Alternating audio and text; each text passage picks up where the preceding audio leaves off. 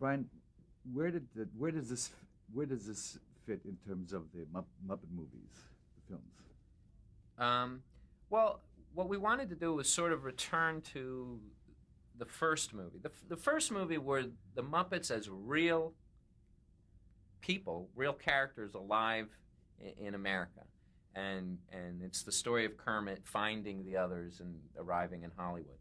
All the other movies since then have really been putting on a show of one sort or another. So we wanted to do a movie that continued the first movie, that says, okay, now I know the Muppets are alive and the Muppets have been making all these movies and stuff, but where do they really live and how do they live and how do they get along? So we've sort of done a movie that's kind of fits closest with the first one, and that's kind of what this is. But then we wanted to bring in the space thing. It was part of Gonzo's story. We also knew it was the summer of Star Wars, so we thought it'd be fun to make fun of space movies and make fun of science fiction in general. And it sort of grew from there. If you ask me where does it fit in, it's also the sixth, number 6. What is it you think is that this people universally respond to the Muppets? What is it, do you think? I think it's their honesty. They're very innocent characters that aren't trying to be other things. They're trying to be themselves, but they are all wonderfully flawed or quirky or individual in the way that we all are, and they're not trying to be something else for the most part. They have dreams and they have aspirations, but they're innocent and they're not tainted and they're not cynical.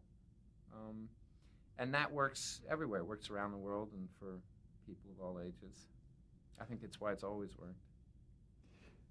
Did your father, did he ever plan it to get this big, or?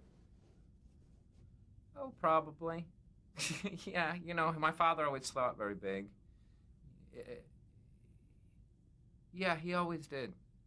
He always did. He wanted to get the Muppets in the Disney theme parks, and he wanted to make movies with them real quick. He was always thinking bigger and bigger. Because that's fun. How tied up are these characters to their puppeteers? Oh, very. Each character is part of the puppeteer's personality. The puppeteers create the personality of the puppet. Once, like all those characters, Gonzo, they're not actually very similar to the puppeteers, but it's like, what's great about, with acting, it's always you in front of the camera. And what's great about puppeteering is it's not you, it's something that looks completely different, that you can hide behind. And you can bring that to life any way you want, any way you can think of. And it's great, so that you get these wonderful, wild characters coming out of people that they could never do just as an actor. They couldn't do it, but you can do it with a puppet. Why did you go outside the company to get a director? Well, I wanted to bring in a fresh energy.